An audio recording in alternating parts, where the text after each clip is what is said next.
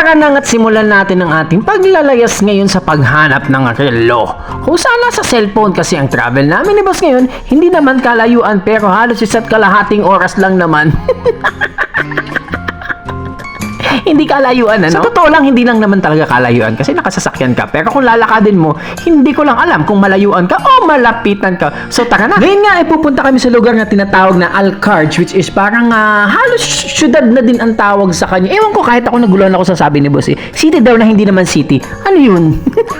At dahil nga tapos sa city na hindi city, ano daw? Pero anyway siya, may sabi nun si parang OG, yo, what's my man? The gangster! Hey, hey! Bantik na bumagay sa kanya magsombrero pero sa akin hindi babagay talaga. Pero time check sa ating pupuntahan. Konting minuto na lang, muntik nang lumabo yung camera natin dito, no? Pero dati naman talagang malabo eh. So yun na nga, dahil kaunting saglit na lang tayo.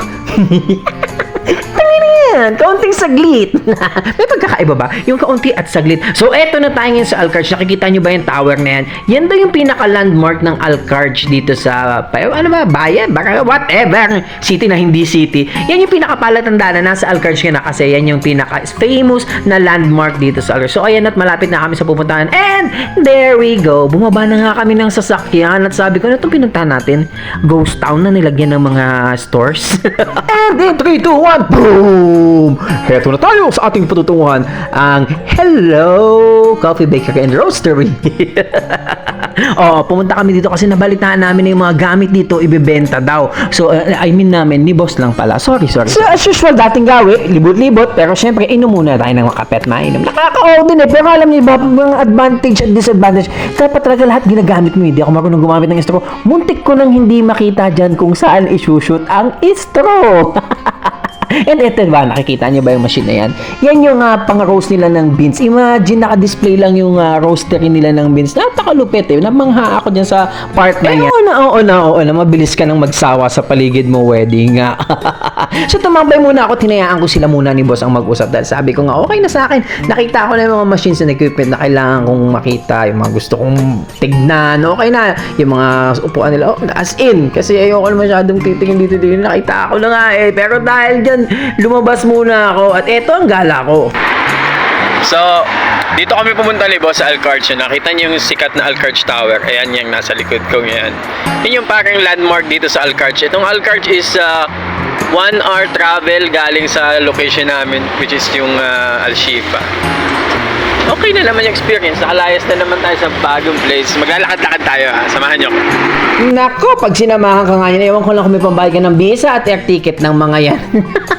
Obligado ko pa magbigay ng trabaho para sa kanila. But anyway, speaking of trabaho, I hope someday na sana dumating yung time na makakuha na ako ng Pilipino mga kasama dito. Yung talagang galing sa Pilipinas natin. And tara lang at maglakad-lakad ng unti. Hindi naman masyadong malayo yung pinuntahan ko, no? Kasi malapit lang naman eh. Mga siguro 100 meters away. At ayan yung mall na papasukin ko na gusto kong pasukin pala. Sorry. Kaso naalala ko nga na baka layasan na naman ako. Basta pagtripan ako. But anyway, gaya nga ng sinabi ko na sa una kong pinost.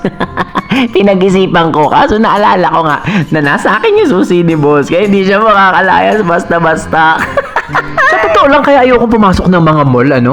Ito kasi mga oras na maalala mo sana kasama mo yung pamilya mo naglilibot-libot, nagmamatsyag-matsyag, nagmamasid, naglalaro sa mga amusement park or sa arcade area. Gaya niyan, lalo na yung anak kong panganay tsaka yung pangalawa, yung anak kong pangalawa na hindi naman kasungitan pero mataray siya. Shoutout sa iyo, baby Teya ko at baby Kawa. Lalo na sa aking little pututoy. Nakakamiss na kayo. Wala akong kasama dito maglibot-libot. Kung kasama kayo, malamang ay sobrang saya ng kakulitan ninyo. Siya. Tama na ang senti. Baka mamaya umiyak ka na dyan. Bawal yun. But anyway, ito na. Pumunta ako sa food court nila. No? Sa dami-dami ng food court, siguro halos nasa 15 butas. Stalls. Pero lilima lang ang naka-occupy. Kaya sabi ko, hindi magandang senyalis tong mall na to. Parang hindi talaga tinatao siya. Parang hindi tinatao talaga hindi. Oops, ba't may panoo? But a few minutes later, tumakbo na ako. Ayan, nakita nyo, mabilis-bilis na lakad kasi nga, hinahanap na tayo ni boss.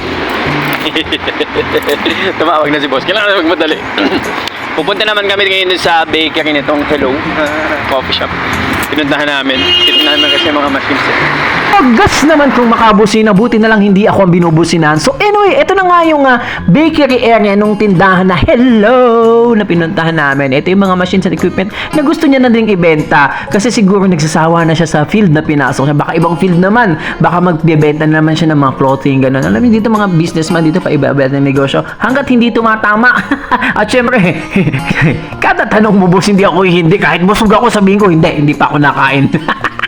Sabi, sige, bumili ka ng burger mo doon, bumili ka ng gusto mo at eto ang card. Wow!